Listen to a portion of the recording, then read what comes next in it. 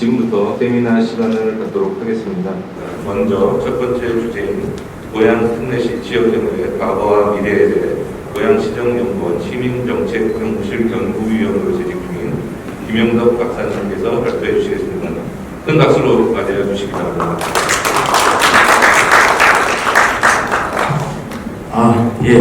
안녕하십니까. 먼저 이렇게 좋은 자리를 마련해 주셔서 상봉회의소 권영미 회장님께 먼저 감사 인사드리겠습니다. 일단 지금 저희 고양시 인구가 이제 109만이 되어가고 있는 시점에서 이렇게 이제 지역 경제의 과거와 미래에 대해서 살펴본다는 것은 참 의미가 있다고 보여집니다. 발표를 시작하기 전에 조금 저에 대한 이제 경력을 좀 말씀을 좀 드리겠습니다.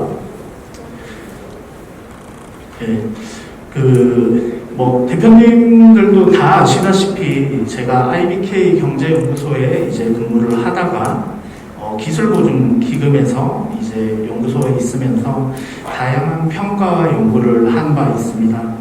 따라서 이제 너무 학술적인 이런 부분보다는 조금 실무에 접목할 수 있는 이런 부분을 조금 말씀을 드릴 수 있을 것 같아서 참 다행이라고 생각을 들고요. 바로 시작하도록 하겠습니다. 먼저 순서는 한국 경제는 어떤가, 그 다음 고양특례시의 지역 경제를 살펴보고 이제 지역 경제를 어떻게 성장시켜야 되는지 알아본 후에 결론을 말씀드리겠습니다. 지금 한국 경제는 어떤지 먼저 살펴보겠습니다. 사실 한국 경제는 과거와 상당히 많이 다릅니다. 수출 의존도를 보시면 먼저 80년대에 25% 정도였었습니다. 그런데 이제 2010년도에 들어서 44.7%로 의존도는 점차 심화되고 있는 상황입니다. 이뿐만 아니라 저희 이제 노동시장 부분에서도 고령화는 점차 빨라지고 있습니다. 보시다시피 한국의 경우 2026년에는 초고령 사회로 진입할 예정에 있습니다. 또한 고용시장 유연성은 저희가 거의 최하위라고 보시면 될 것 같습니다. 그럼 이제 수출 의존도는 커지고 있고 그런 상황에서 사실상 이제 수출 실적을 이렇게 그래프로 그려보았습니다. 그래프로 이제 이렇게 그려보시면 결국에 2010년 금융위기 이후로 수출 실적이 더 이상 늘고 있지 않습니다. 수출 주도 국가에서 수출이 늘지 않고 있다는 것은 많은 것을 의미하고 있는 상황입니다. 또한 이제 이러한 수출에 있어서도 사실상 특정 국가에 편중되어 있다. 특히 중국의 점차 비중이 점차 커지고 있고 아시겠지만 반도체 산업이 많이 차지를 하고 있습니다. 최근 2021년도에 언론에서 많이 보도를 하고 있던 게 역대급 수출 실적이다 이렇게 이야기를 하고 있습니다만 실제로 이를 살펴보면 수출 물량은 그다지 증가하지 않았고 또한 인플레이션이라든지 원달러 환율을 보시면 이러한 것이 어쩌면 그렇게 증가하지 않을 수도 있다 생각이 들 것입니다. 다음으로 이제 노동시장입니다. 저희가 이제 수출 다음에 저희가 자랑할 게 이제 결국에 노동인데요. 그 고령화 등으로 인해서 할기가 점차 사라지고 있고 여기 보시면 그 노동 인구도 이제 점차 줄어들고 있습니다.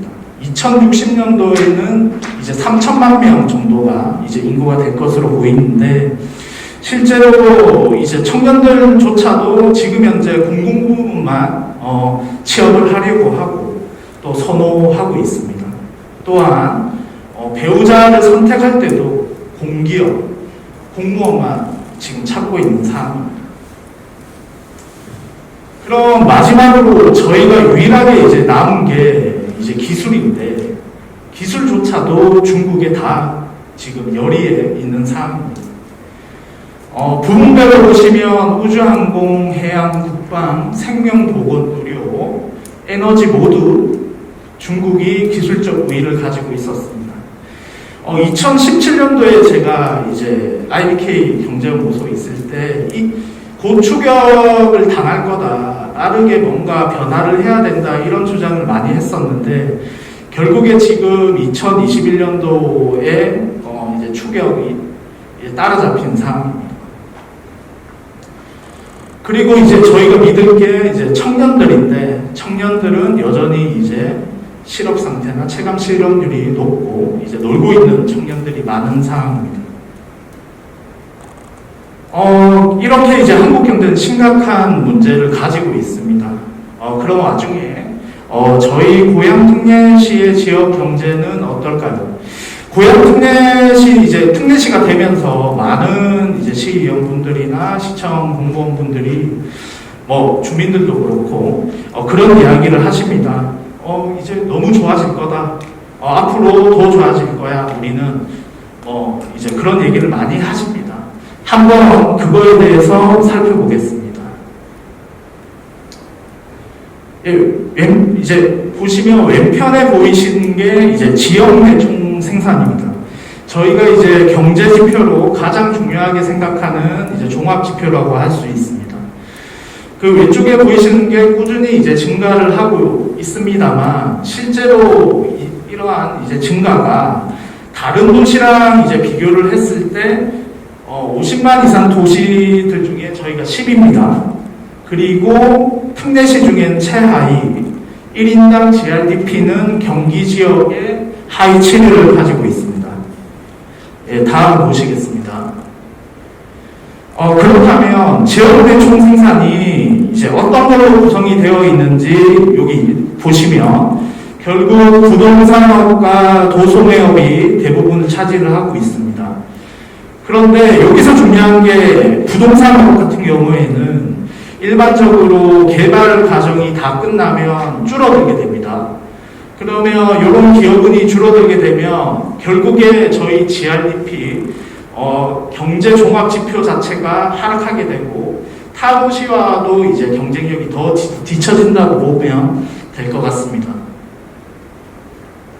이뿐만 아니라 이제 제조업도 생산 증가율이 점차 감소하고 있는 상황입니다. 결국 저희 기대와는 약간 다른 지금 상황에 처해 있다고 보시면 될 것 같습니다. 조금 더 이제 세부적으로 살펴보겠습니다. 고양시 경제활동 인구는 지속적으로 증가하고 있습니다. 저희가 이제 매번 플랜카드나 이런 쪽에서 109만 인구라고 이제 이야기하듯이 저희의 이제 이런 경제활동 인구는 이제 증가를 하고 있는데 이를 좀 보시면 실업자 규모는 이제 점차 이제 커지고 있고 증가폭도 크게 나타납니다. 이러한 것은 결국에 이제 일자리를 잡더라도 일용직이나 계약직인 이런 사항이 많다는 것을 의미하고 결국에 일자리 공급이 수요가 이제 비해 부족하다고 볼 수 있겠습니다. 다음으로 사업체 및 종사자 수를 보시면 왼편에 이제 꾸준히 증가하는 것을 볼 수 있습니다. 이러한 것을 조금 나눠서 개인 기업과 법인 기업으로 나누어서 이제 살펴보면 다 아시겠지만 개인 기업의 도소매 업종이 숙박 음식점이 대부분을 차지하고 있습니다. 그런데 좀 의아한 게 법인 기업의 경우에는 이제 실제로 도소매업이 사실상 그렇게 크진 않습니다. 근데 2019년에 들어서 엄청나게 증가하는 것을 볼 수가 있습니다. 이제 이뿐만 아니라 그러면 결국에 저희가 지금 시청이나 이런 데서 이제 밀고 있는 게 창업입니다. 창업. 그럼 창업은 어떨까요? 이게 제가 이제 기술보증기금이나 IBK 경제연구소에서는 이제 데이터가 있었는데 여기 없어서 제가 일일이 다 찾아서 여기 이제 일일이 찾아서 이렇게 이제 분석을 해보니까 사실상 창업기업은 정체된 상태입니다. 많은 사업을 함에도 불구하고 창업기업은 그다지 늘지 않았다는 것을 의미합니다. 그리고 신설법인 자본금 규모를 보시면 1,000만 원 이하 문제가 상당 부분 많습니다. 이는 창업기업조차도 어떻게 보면 소위 구멍가게 이런 게 이제 많다고 이야기할 수 있겠습니다. 또한 이제 수출 실적도 하락세를 보이고 있는데 사실상 지금 저희 수출 실적은 10년 전과 비슷한 수준을 보이고 있습니다. 예, 그렇다면 이제 고양시의 중소기업 사정은 어떨까요? 제조업과 비제조업으로 나누어서 영업 실적을 한번 살펴봤습니다. 이제 코로나 이전에도 사실상 이제 영업 실적이 악화되고 있는 상황이었었습니다. 코로나 이후에는 더욱더 떨어지고 있고요. 그리고 비제조업도 사실상 단기 순이익이 감소를 하고 있습니다. 결국 이러한 통계 지표 자체도 살아남은 기업들만 대상으로 하기 때문에 이보다 훨씬 더 안 좋을 것이라고 예상을 할 수 있습니다. 그러면 결국 고양 특례시에서 지역 경제 활성화를 위해서 어떤 방안이 있을까요? 제가 조금 더 좀 큰 이야기를 이제 하고 이제 다음 순서로 이현정 박사님께서 조금 세부적인 이야기를 할 것입니다. 그럼 성장하려면 제가 조금 큰 이야기를 이제 하기 위해서 경제학에서 이야기하는 생산함수를 가지고 왔습니다. 결국 아시다시피 기술 진보를 하던가 비효율성을 개선하던가 아니면 자본을 증가시키던가 노동을 증가시키던가 이 세 가지 중에 하나를 해야지 지역 경제가 이제 살아납니다. 결국 선택과 집중이 필요한 시기죠. 따라서 이제 시간 관계상 많은 걸 설명을 할 수가 없어서 글로벌 경제나 이제 국내 경제 많은 환경 변화를 토대로 크게 저희가 할 수 있는 게 기술적 이제 육성, 그다음 고용, 그다음에 수출 이렇게 세 가지로 나눌 수 있겠습니다. 보시면 기존 지역 경제에서 다루어지는 서비스업은 음식, 숙박 이런 저부가 가치 산업이 대부분입니다. 따라서 결국 제가 이제 말씀드리고 싶은 게 고부가가치를 내는 서비스 산업을 육성할 필요가 있다. 이렇게 이제 말씀드리고 싶고요. 결국 프리미엄 서비스를 해야 하는데 그렇다면 어떤 구체적인 방안이 있을까? 그 공공 부분이 할 수 있는 서비스, 그 다음에 민간이 할 수 있는 서비스로 나눠서 어떤 선순환 구조를 가져가자라는 게 저희 기본적인 구상입니다. 이뿐만 아니라 R&D에 대한 꾸준한 투자부터 이제 고위 클러스터를 조성을 해서 2050년을 좀 대비할 필요가 있겠다 이렇게 말씀드릴 수 있고요. 다음으로 이제 고용 부분에서 저희가 할 수 있는 게 일자리 소멸 범위가 이제 향후에는 25%까지 이제 예측이 되고 있는데 결국 이제 창업 생태계를 조성하자는 것입니다. 지역 내 인구 감소 노력을 지금 출산율을 줄이기 위해서 많은 노력을 하고 있습니다. 그러나 이러한 것은 실질적인 대안이기보다는 저희가 맞닥뜨린 상태에서 대응할 수 있는 게 창업이지 않나 생각이 듭니다. 다시 말하면 이제 고용의 이제 유효 인력들 지금 놀고 있는 분들을 조금 더 이제 경제 활동 이쪽에 포함을 시켜서 일을 할 수 있게 어떤 장치를 마련해야 된다 이렇게 이제 말씀을 드리고 싶습니다. 예를 들어서 이제 시니어들도 이제 경제 활동에 다시 참가할 수 있는 이런 방안도 고민해야 할 것입니다. 따라서 이제 이런 구체적인 방안을 설명드리려면 결국 이제 선도 지역을 벤치마킹할 필요가 있는데 지금 제가 이제 연구하고 있는 게 창업 생태계가 얼마나 잘 조성되어 있냐라는 것을 이제 지역별로 다 구분을 하였습니다.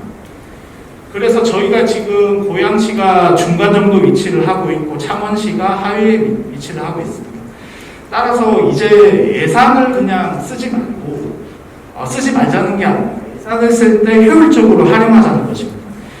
예산을 쓰고 나서 돈을 다 썼다 이것만으로 이제 끝내지 말고 실제로 어떤 효과가 있었는지 어떤 효율성이 증가되었는지 이러한 것을 확인할 필요가 있을 것입니다. 다음으로 이제 수출 이제 확대입니다. 저희가 이제 한국 경제가 점차 2050년에는 지금 10단위로 점차 떨어질 것으로 예상이 됩니다. 인구 증가율을 이제 여기는 이제 0%로 가정을 했는데 결국 감소율이 마이너스로 가정을 한다면 더 떨어질 것으로 예상이 됩니다.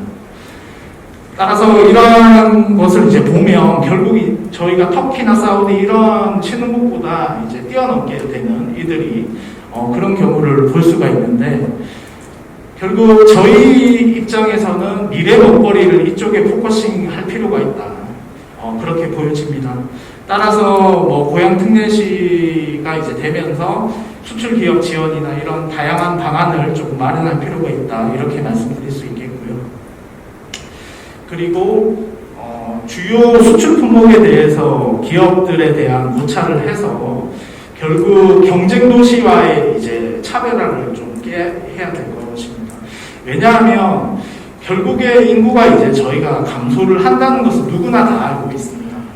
이렇게 이제 감소를 하게 된다면 결국 어떤 도시는 살아남고 어떤 도시는 소멸하는 그런 제로섬 게임을 하게 될 텐데 저희가 이러한 것에 있어서 어떤 선점을 하고 모니터링을 하고 이러한 것이 필요하다고 말씀드릴 수 있겠습니다. 따라서 결국에 지금 현재 울산광역시나 광역시급은 이런 컨트롤 타워가 있는 상황입니다. 모니터링을 하고 체계적으로 분석하고 그래서 저희 이제 고향 특례시도 이런 것을 이제 모니터링하고 분석하는 그런 컨트롤 타워가 필요하지 않을까 생각이 됩니다. 마지막 결론입니다. 조금 앞쪽에 너무 좀 우울한 이야기를 제가 드려서 좀 죄송한 마음이 좀 드는데 결국 제가 하고 싶은 얘기는 그겁니다. 고양시의 미래가 실제로 그냥 다가오는 게 아니라는 것입니다. 각 요소 이제 구성원들이 노력을 해서 이렇게 이제 미래를 만들어가면 좋지 않겠나 싶습니다. 예, 이것으로 저희 발표를 마치고요. 다음 발표에서는 조금 더 세분화된 전략을 말씀드리겠습니다. 예, 이상입니다. 우리 발표하느라고 수고해주신 김용덕 박사에게 다시 한번 큰 박수 부탁드립니다. 이어서 다음 발제자를 소개하도록 하겠습니다. 두 번째 주제인 고양시 규제 현안 및 미래 산업 방향을 고양시정연구원 부원장으로 재직 중인 이현정 박사님께서 발표해 주시겠습니다. 박수로 맞아주십시오.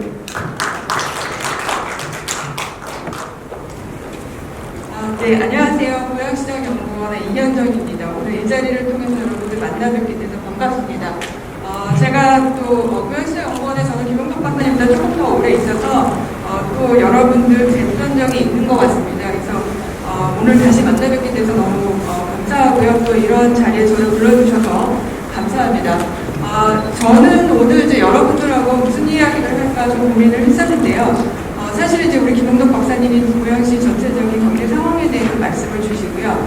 제가 이제 우리 고양시의 미래에 요즘 많이 회자되고 있는 메타버스라든가 이런 좀 재밌는 이야기를 할까 하다가 조금 더 현실적인 얘기를 해보자라는 생각이 들어서 그리고 또 얼마 전에 저희 연구원하고 상공회의사하고 MOU를 맺으면서 회장님이야 다른 여러분들께서 말씀하셨던 부분들이 기억이 나서 주제를 이렇게 정해봤습니다. 그래서 현재 저희 고양시가 미래로 나아가기 위해서 처해 있는 여러 가지 이제 걸림돌이 있는데요. 그런 것 중에 하나가 규제고 그것에 대해서 바른 이해, 저희가 어떤 문제점이 있는지 이해를 통해서 약간 솔루션을 찾아가는 것이 필요하지 않을까라는 생각으로 준비를 했고요.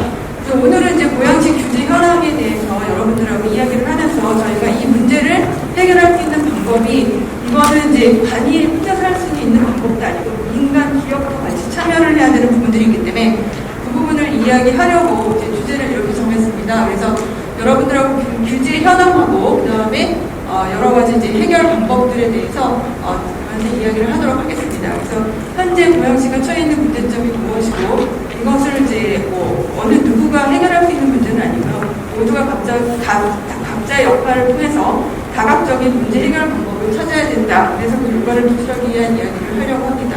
고양시 축적 규제 현황을 보시면 여러분들이 너무 잘 아시는 것처럼 고양시는 수도권에 위치하고 있고요. 그래서 굉장히 다중규제에 다른 지역들도 마찬가지로 이런 다중규제 지역에 해당합니다. 그래서 고양시만 유일하게 3중 규제로 굉장히 어려운 상황에 있는 것은 아니라는 것을 보여드리기 위해서 이 지도를 가지고 왔고요. 고양시 규제 현황은 여러분들 너무 잘 아시지만 과밀억제 권역 개발 제한구역, 군사시설 보호구역에 해당하죠. 그래서 지도상으로 보면 색상으로 이렇게 나타나고요. 그래서 이 3중 규제 현황은 수도권 정비 계획법과 개발 제한구역, 군사시설 보호구역에 의해서 이루어지고 있고, 각각 관할하는 부처는 국토부는 수도권 정비계획법, 개발제한구역, 국방부는 군사시설 보호구역을 이제 관할하고 있고요. 그다음에 이 이유가 있어요. 그래서 이유를 저희가 알아야 사실 이 문제 왜 우리한테 이런 규제를 주는지를 알아야 되잖아요. 이유는 지역 균형 발전 때문입니다. 그래서 수도권의 모든 것을 몰려있기 때문에 수도권에게 더 이상의 어떠한 권한이나 이런 것들을 줄 수 없다는 게 이제 다른 지역과의 균형 발전을 위한 목적으로 이렇게 주어진 거고요. 그래서 지역 균형 발전을 목적으로 해서 수도권 정비계획법과 개발제한구역으로 규제를 두고 있는 것이죠. 그리고 국방 안보를 위해서 이러한 규제가 있는 것이고요. 수도권 정비계획법은 아시는 것처럼 과밀억제 권역, 성장관리 권역, 자연보존 권역 이렇게 세 권역으로 나눠져 있어요. 근데 아쉽게도 고양시는 과밀억제 권역에 속하는 거죠. 성장관리 권역인 경우에는 성장을 할 수 있는 여력이 상당히 많이 있어요. 여러분들이 원하시는 공장 증설도 가능하고, 그 다음에 산업단지 지정도 가능하고, 그래서 용인 같은 경우에는 과밀억제 권역과 성장관리 권역이 동시에 존재하기 때문에 성장관리 권역 안에 여러 가지 기업들도, 대기업들도 들어오고 할 수 있는 거죠. 고양시는 아쉽게도 이제 과밀억제 권역이고요. 그 다음에 개발 제한 구역이 있고요. 그 다음에 군사시설 보호구역 중에 저희는 제한 보호구역에 해당합니다. 그래서 이 부분 이렇게 돼서 결국은 이제 고양시 보시면 과밀억제 권역이 100%고 개발 제한 구역이 32% 정도 차지하고요. 군사시설 보호구역이 39% 정도 차지합니다. 그러면 우리가 성공한 모델로 이야기하고 있는 성남시에 대해서 한번 살펴보겠습니다. 그래서 성남시 같은 경우에는 저희하고 똑같이 100% 과밀억제 권역입니다. 그리고 34%가 개발 제한 구역이고요. 그다음에 군사시설 보호구역은 62.47%에 해당합니다. 그래서 제한 보호구역과 통제 보호구역 두 가지 규제를 다 포함하고 있습니다. 사실은 면적은 고양시의 한 3분의 2 정도에 해당하고 규제는 고양시보다 조금 더 센 규제를 가지고 있다라고 여러분들이 보실 수 있겠습니다.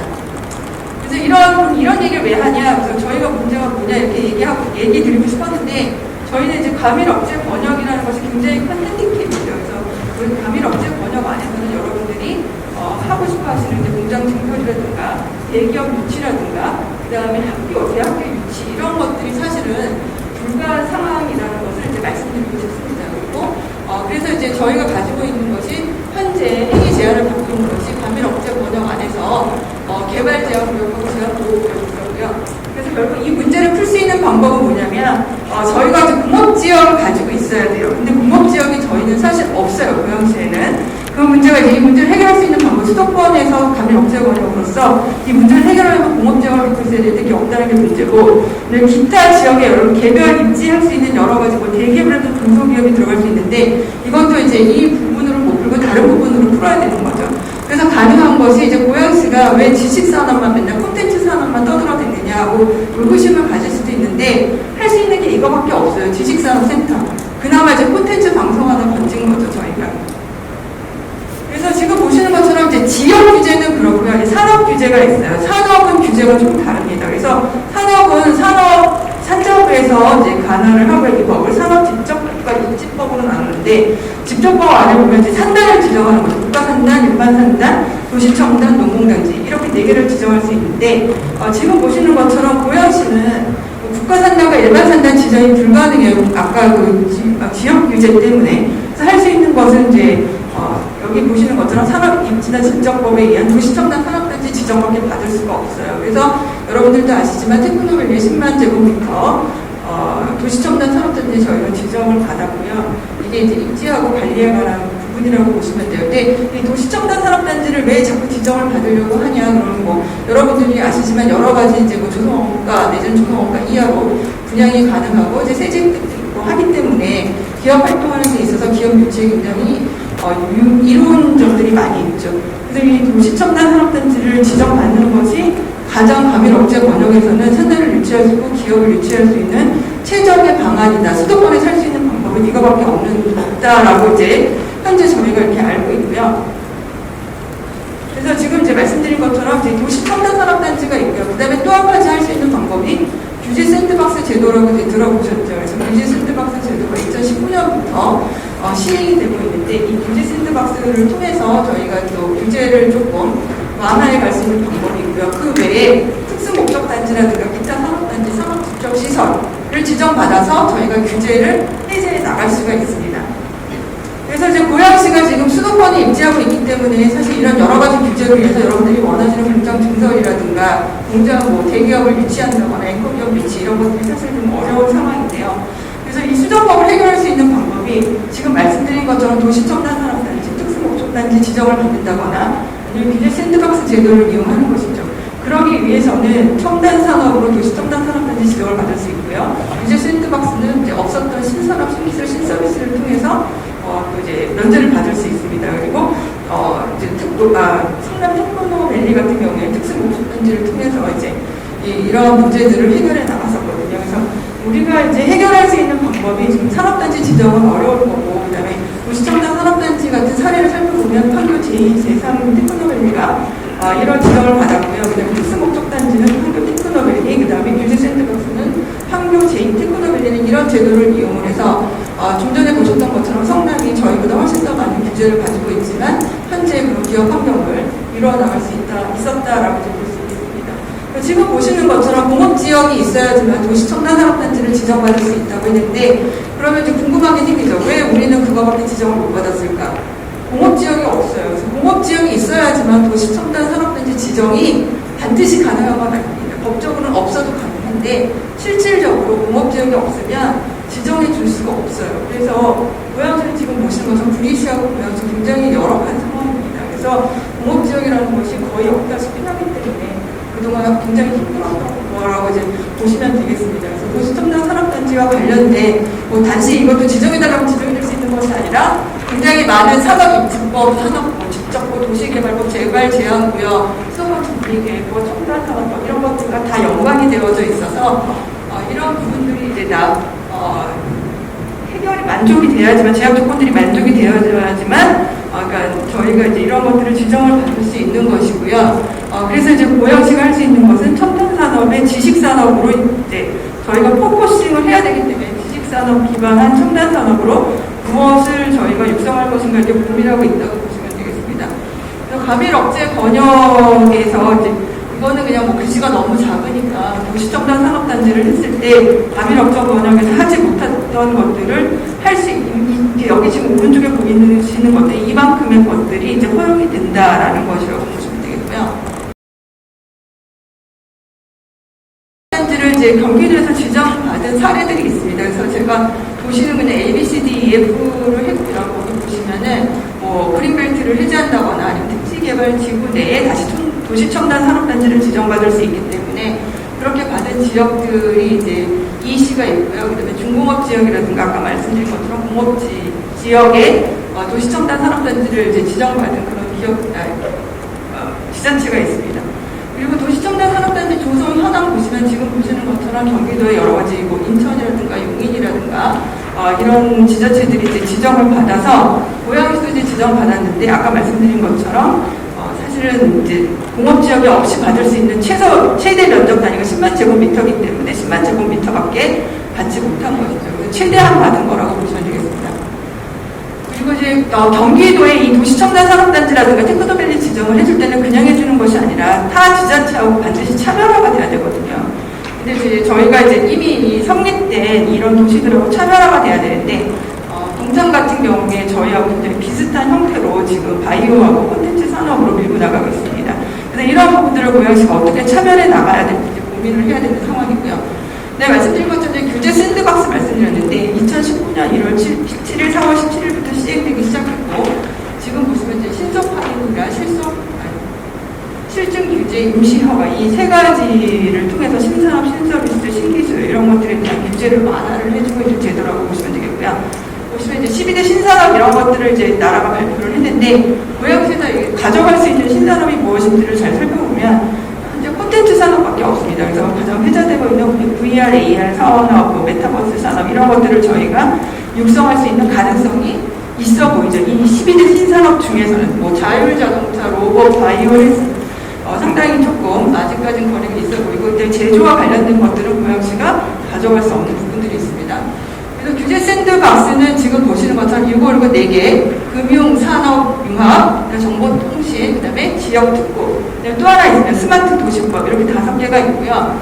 그 중에서 금융은 금융위가 하고, 산업, 융합은 산자부가 하고, 정보통신은 가기부가 하고 있습니다. 그리고 지역특구는 중기부가 하고 있고요. 스마트 도시는 국토부가 하고 있습니다. 그래서 여기 보시면 이제 고양시가 이 규제 샌드박스로 어떻게 규제를 해결해 나갈 수 있을지에 고민을 하자면, 산업 융합하고 이 정보통신 이 2가지라고 보시면 되겠고요. 지역특구는 굉장히 좋은 법인데 저희는 해당이 안 돼요. 왜냐하면 수도권 규제 때문에.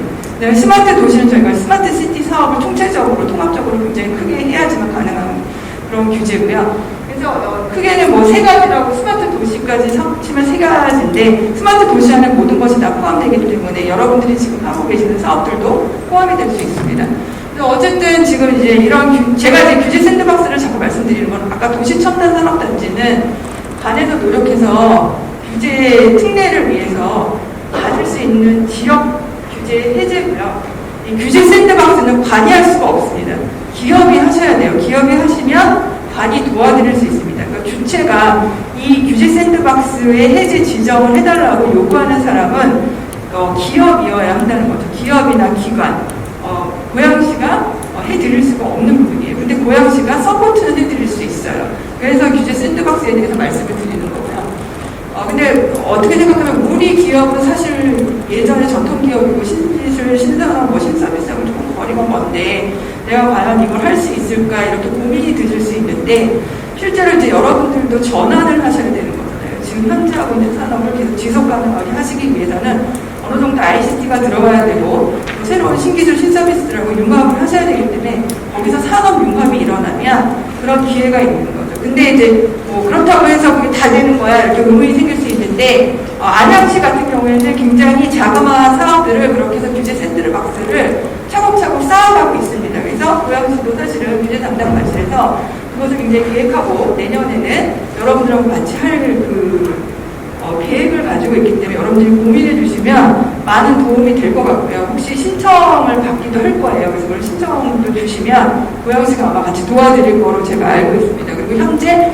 그것과 관련해서 국립암센터의 벤처기업들하고 그런 사업들을 지금 도모하고 있긴 해요. 왜냐하면 예시를 하나 보여드려야 기업들이 그것을 보고 같이 할 수 있겠구나라는 생각을 가질 수 있도록. 굉장히 큰 거 아니고요. 규제 샌드박스는 아주 작은 것부터 시작을 합니다. 그래서 여러분들이 상상하지 못했던 작은 부분에서, 왜냐하면 규제 샌드박스라는 규제를 풀어주는 거라 큰 거는 못 풀어줘요. 그러면 거기에 여러 가지 문제가 발생하기 때문에 굉장히 작은 부분부터 풀기 때문에, 그리고 그거는 이제 반경 1km, 반경 3km 테스트베드 조성하고 여러분들 실증 사업할 수 있고 뭐 이런 것들도 풀어주거든요. 그래서 새로운 사업들을 이제 진행하실 때 많이 사용한다고 보시면 되겠고요.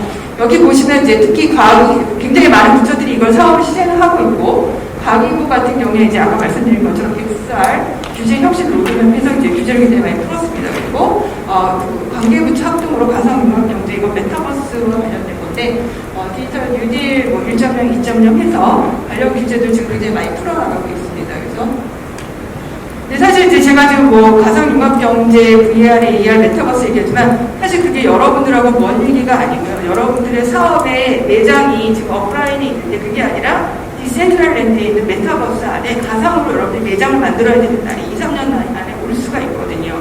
그걸 미리 지금 준비하셔야 된다는 얘기를 가상융합경제가 중앙부처부터 얘기하고 있는 거거든요. 그게 나하고 먼 얘기가 아니고 세상은 굉장히 빠르게 돌아가기 때문에 앞으로 10년 뒤, 20년 뒤에 일어나는 일이 아니라고 우리가 먼저 이제 인지를 해야 하는 것이죠. 그 다음에 이제 여기 파란색으로 해놓은 거는 사실은 제가 이거를 옛날에 작성할 때는 AR, VR만 고양시에 살 수 있겠다 생각해서 제가 빨간 박스 쳐놨는데 요즘에 조금 확장이 됐어요.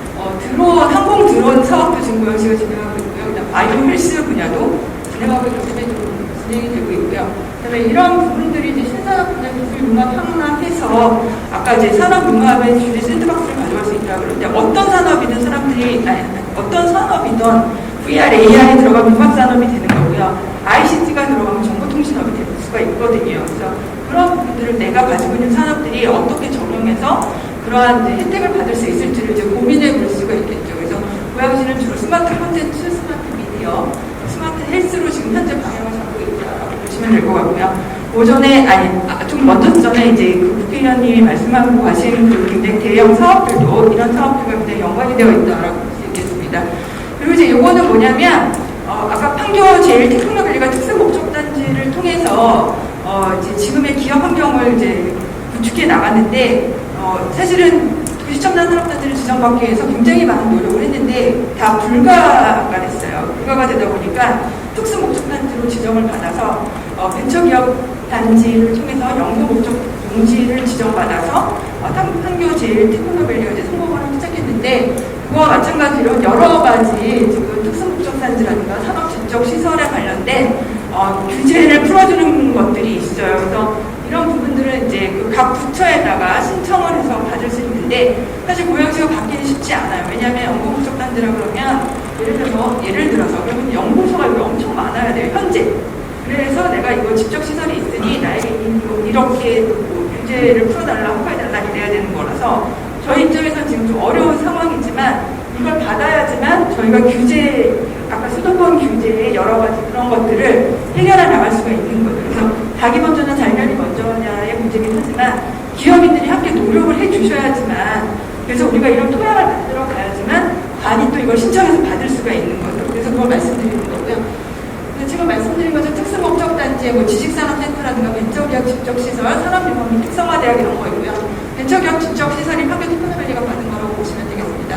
그래서 여기 보시면 중소기업 협동화 단지, 뭐 경제 자유구역, 자유무역이 여러 가지가 있는데 이것들도 다 살펴봤어요. 근데 사실은 이제 저희가 자세히 다 살펴봤는데 쉽지는 않겠다라는 생각이 들어서 일단은 이렇게 보여드릴 거고요. 첨단의료복합단지도 저희가 의료사업을 육성하고 있지만 사실은 대구나 오송에서 지금 하고 있는데 우리가 지정받을 수는 없어요. 이제 과밀업체 권역이라서 그런 한계가 있다는 건 알지만 그거를 이제 저희가 넘어서서 규제 샌드박스를 통해서 해결해 나갈까를 좀 고민하고 있다고 보시면 되겠죠.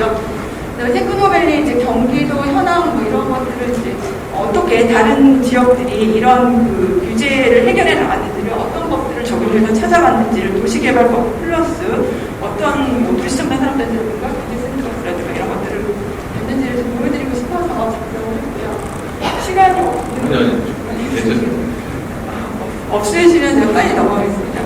그래서 이제 고양시 지금 보시면 저희가 이제 테크노밸리가 구축이 되고요. 도시첨단 산업단지 지정을 받았고 규제 샌드박스를 성남시 이 세 가지를 다 하고 있고요.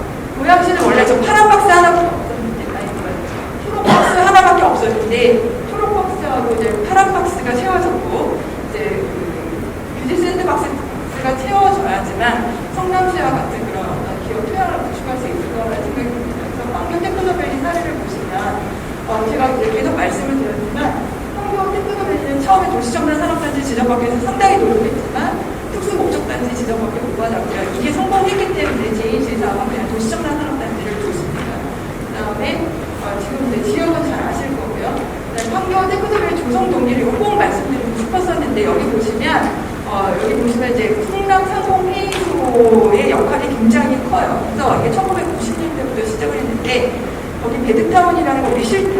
우리는 자족도시로서 산업을 육성하고 싶다라고 굉장히 많이 성남 상공회의소가 이것을 주민 스스로가 외쳤어요. 그래가지고 결국은 이제 성남시가 가면 업체권역이고 산업단지 주민이 불가해서 베드타운으로 전락할 수밖에 없었는데 성남 상공회의소가 직접 용역도 하고 직접 뛰어다니기도 하고 해서 결국은 산업단지 조성 인식에 대한 것들이 주민들이 먼저 그래서 반하고 굉장히 많이 싸워서 경기도하고 싸우고 도쿄하고도 싸워서 결국은 첨단 산업을 육성할 수 있는 방안을 한번 모색해보자 해서 나온 것이 벤처기업 직접 시설이고요. 첨단 인프라를 구축하는데 이 성남시가 머리를 쓴 거예요. 우리 혼자는 아니다. 우리 혼자 살려고 하는 게 아니다. 우리는 벨트를 엮어서 해란, 양대, 판교, 광교, 동탄 다 엮어서 같이 살아갈 거다. 같이 산업인들이 구축할 거니까 나 혼자 잘 살려고 하는 거 아니니까 나 좀 살려달라고 해서 결국은 이제 제2제3 도시첨단 산업단지 지정까지 받게 됐다라는 이제 말씀을 드리고 싶습니다. 그래서 고양시 혼자 잘 살아야겠다라고 이야기해서는 안 되고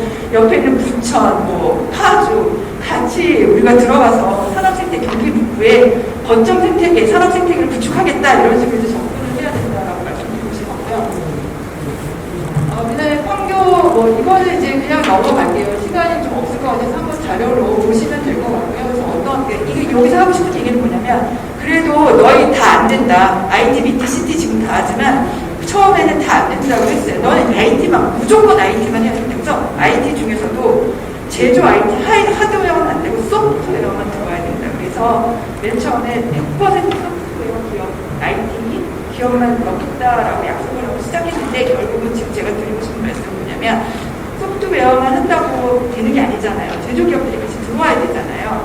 그래서 연관 기업은 다 허락을 해줬어요. 그래서 여러분들이 지금 고양시가 뭐 예를 들어 콘텐츠를 한다거나 방송을 한다 그러면 나하고 상관없어 이게 아니고 그거가 들어오면 거기에 필요한 하드웨어, 그다음에 제조업 이런 것들은 허가가 가능하다라는 거죠. 그래서 그런 부분들을 이제 저희가 이제 성남시를 통해서 배워갈 수 있겠고요. 용지가 이제 다 연구시설 용지를 맨 처음에 들어왔다라고 말씀드리고 싶었고 이 부분도 그냥 여러분들 다 아시는 내용인 것 같아서 좀 넘어가겠습니다. 용지가 어떻게 그러니까 도시첨단으로 가면서 이제 제조가 들어가게 됐어요. 그래서 그런 것을 보여드리고 싶었고요. 그 다음에 이 규제 샌드박스 같은 경우에는 성남시는 2017년부터 규제 샌드박스 제도를 이제 활용하려고 노력을 했었고 그래서 자율주행 실증단지로 지정을 받았습니다. 그래서 매년 쇼를 자율주행 쇼를 이제 진행하고 있습니다. 그래서 저희가 한 가지 또 배울 수 있는 것은 저희가 이제 모토쇼를 킨텍스에서 진행을 하잖아요. 그래서 이제 근데 모토쇼 진행되는 킨텍스는 과거나 지금이나 굉장히 비슷한 형태로 진행이 되고 있어요. 그런데 관람객들은 굉장히 많이 이제 줄어들고 있다는 거죠.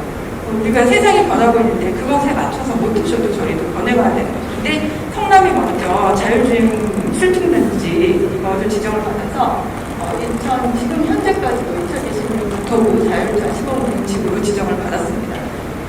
그다음에 고양시 현황 신산업 현황 하시면 고양시 현황은 이제 보시는 것처럼 이렇게 굉장히 모든 지역이 전부 다 규제에 이제 허덕이고 있고 보시면 규제가 많으면 많을수록 산업이 없습니다. 그걸 보여드리려고 이 표를 보여드린 거고요. 여기 보시면 과밀 하나 있는 경우에는 그나마 제조업이라든가 축가방송 못한 기업들이 있는데 색깔이 진해질수록 기업들이 줄어드는 것을 보실 수 있을 것 같습니다. 마찬가지로 그래프를 보더라도 규제가 다중 규제가 아닌 경우에는 그나마 산업이 육성이 되는데 그렇지 않다라는 것들을 이제 비교해 보실 수가 있겠고요. 지역별로 보시면 이제 제조업 업체 분포도도 이제 보시면 이렇게 되어 있는데 일산 동구가 가장 활발했고 마찬가지로 출판, 영상, 방송, 통신업에 있어서도 일산 동구가 가장 활발하다고 보시면 됩니다. 서구는 지역적으로 넓게 분포되어 있지만 사업체 수는 그렇게 많지 않지만 굉장히 빠르게 증가하고 있습니다. 그다음에 테크노밸리는 이제 설명 들으셨으니까 넘어갔고요. 3차 산업혁명에 기반해서 바이오와 콘텐츠 중심으로 이제 테크노밸리가 육성되고 있다라고 보실 수 있겠습니다. 그래서 고양시 이제 신산업, 신서비스 이런 것들에 대해서 말씀을 드릴 때 사실은 이제 경기도하고 고양시는 신산업, 신서비스에 있어서 차별화가 돼야지만 성장할 수 있는 좀 이런 가능성이 있다라고 보시면 되겠고요.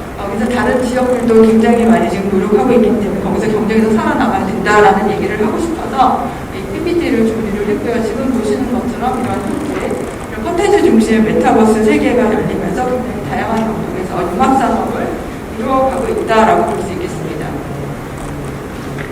이건 아까 이제 말씀드린 것처럼 IT로 시작했다라는 것이고요. 그래서 고양시 현황을 보시면 고양시가 가지고 있는 기존 산업들은 뭐 제조, 화해, 마이스, 농업, 도소매업, 관광 이런 것들이 있는데 현재는 이제 이 의료하고 방송하고 이 VR, AR, IT, CT, 그다음에 소프트웨어 이런 것들이 이제 연계돼서 융합산업 형태로 그 출구를 이제 찾아가고 있다라고 보시면 되겠고, 근데 그것이 지금 말씀드린 것처럼 그 산업만 육성하는 것이 아니라 그 산업이 육성됨으로 인해서 연계 산업이라든가 협력 사업이라든가 지원 사업들, 제조업까지도 같이 육성될 수 있는 여지가 상당히 높다라고 말씀드릴 수 있겠습니다. 그래서 결론적으로는 이제 고양시 주요 이제 3차 산업에 대해서 이런 콘텐츠하고 IT하고 이제 앞으로 신기술 신산업 같은 것들을 저희가 하고 싶지 않아도 할 수밖에 없는 지역에 살고 있다라는 걸 말씀드리고 싶고요. 그다음에 아까 그 그래프에서 보셨다시피 고양시에는 이제 공업지역이 상당히 없었잖아요. 근데 그 이유가 뭐냐면 수도권 규제가 이루어지기 직전에 무공업 지역이 얼마나 있었는지가 매우 중요해요. 근데 저희는 이제 농업을 많이 했었기 때문에 이미 공업 지역이 없었던 거죠. 다른 지자체들은 그걸 하고 있었기 때문에 공업 지역이 많은 것입니다. 그래서 누가 먼저 선정을 하느냐가 상당히 중요한 거죠. 그래서 저희가 이게 저희하고 조금 관련이 없을 것 같아도 이걸 먼저 빨리 선정을 해야 된다는 거죠. 그래야지 산업이 전체적으로 생태계가 구축되고 육성이 된다라고 보시면 되겠습니다. 그래서 이제 현재는 이제 선도산업으로 이제 콘텐츠하고 뭐 의료 이런 것들을 이제 이야기하고 있다고 보시면 되겠고요. 그것과 관련된 많은 음악산업을 육성할 수 있는 여지가 있을 것 같습니다. 그 다음에 고양시 유치관은 5대 8대 12대 정부에서 발표하는 신산업과 연계를 해봤을 때 보시는 것처럼 VR, AR 콘텐츠 산업이 굉장히 많은 걸 확인하실 수 있겠고요. 그 다음에 이것도 이제 융합해서 어떤 그냥 굉장히 뭐 구체적인 사례들을 나열해놨는데 예를 들어 이런 게 있다라는 거죠. 그러니까 내가 하고 있는 산업들도 한번 매칭을 해서 어떤 융합산업을 육성해서 내가 도전해볼 수 있을지 고민해볼 수 있겠다고 말씀드리겠습니다. 그래서 결론적으로 고양시의 수도권 규제 개선에 대해서 계속 지속적으로 저희가 노력할 것이고요. 공업지역은 없지만 경기도에서 좀 뺏어오려고 굉장히 노력하고 있습니다. 절대 안 된다고 해서 매번 가서 싸우고 있고요. 도시첨단 산업단지 좀 확장하려고 노력하고 있습니다. 공업지역 먼저 뺏어오고 도시첨단 산업단지 확장하려고 노력하고 있습니다. 그리고 규제센터 박사 아까 말씀드린 것처럼 규제장관과 함께 저희가 클로를 마련하려고 굉장히 지금 다각적으로 노력하고 있기 때문에 정말 저는 기업인들의 협조를 부탁드리겠습니다. 그리고 미래산업이 함께 같이 가야지만 여러분들의 전통산업도 같이 살 수 있다고 말씀드리고요. 네, 조례는 이제 도시첨단 산업단지 조례를 마련해 있고 규제 샌드박스 조례는 지금 만들고 있습니다. 이것도 조례가 있어야지 신청이 가능하거든요. 그래서 고양시에서 지금 준비하고 있다고 말씀드리겠습니다. 그래서 중앙정부하고 지방정부 규제 집행 관계를 보시면 지방정부가 아까 말씀드린 것처럼 굉장히 많은 법들을 가지고 있고요. 이것에 따라서 기초자치단체가 이런 조례를 만들어서 같이 문제를 해결하면서 규제를 개선해 가기 때문에 저희가 이런 것들을 좀 같이 어깨를 맞춰가면서 노력을 하고 있다고 말씀드리겠습니다. 그리고 마지막으로 이제 차세대 XR, 스타버스 이런 게 나오기 때문에 현재는 이제 우리가 원래 컴퓨터가 등장을 했고 인터넷이 등장하면서 네트워킹을 연결되고 모바일 컴퓨팅이 등장했죠. 휴대폰이라는. 그 다음에 나온 것이 이제 XR, VR, 가상세계가 등장한 것이고요. 그래서 실질적으로 여기 보시는 것처럼 이런 것들을 이제 홀로렌즈라고 마이크로소프트사가 홀로렌즈를 이용해서 메시라는 영화에서 많이 보셨어요. 가상 물체들하고 같이 가상세계를 형성해서 이거 지금 의사결정을 지원하거나 이 제품을 기획하거나 개조하는 분들, 토의하는 분들을 보시고 이거는 이제 의료와 관련된 부분입니다. 그리고 가운데 있는 것이 제가 굉장히 관심 있는 건데 미디어 아트라고 해서 이러한 갤러리가 아르트 뮤지엄이라고 여러분 들어보셨는지 모르겠는데 제주도에 가시면 이런 뮤지엄에 가보신 기억이 있으실 거예요. 그래서 그런 뮤지엄들이 이제 지금 굉장히 각광받고 있습니다. 고양시는 관광산업으로서 이런 것들을 좀 유치해서 진행하면 어떨까 하는 생각이 들어요. 사실 어렵지 않게 전자적 기술만 있고 공간만 있으면 되거든요. 왜냐하면 이거는 설치가 아니라 몰입형 기술을 이용해서 이런 영상을 만들어내는 것이기 때문에 고양시가 충분히 할 수 있을 것 같습니다. 이렇게 관광객들이 많이 또 유치되면 여러분들 뭐 예를 들어서 우리가 잘하고 있는 도소매업이라든가 이런 것들도 굉장히 육성이 될 것이고 그것들도 다 콘텐츠가 합쳐져서 아까 말씀드린 것처럼 메타버스 세계에서 여러분들의 사업들도 같이 영위할 수 있을 것 같습니다. 그래서 오늘은 여기까지 발표드리도록 하겠습니다. 감사합니다. 네, 오늘 두 번째 주제인 고양시 규제현황 및 미래산업 방향을 약 82페이지에 관련된 내용을 장당 20초가량으로 설명해 주신 박사님께 큰 박수 부탁드립니다.